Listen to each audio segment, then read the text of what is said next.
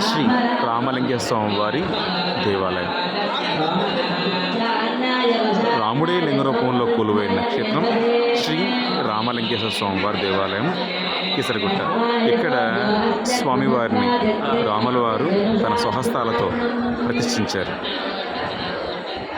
స్వామివారి ప్రధాన దేవాలయం.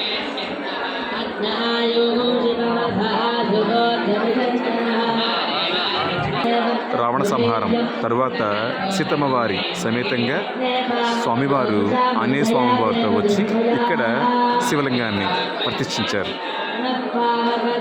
రాముడే లింగ రూపంలో కొలువైన నక్షత్రం శ్రీ రామలింగేశ్వర స్వామివారి దేవాలయం కీసరగుట్ట.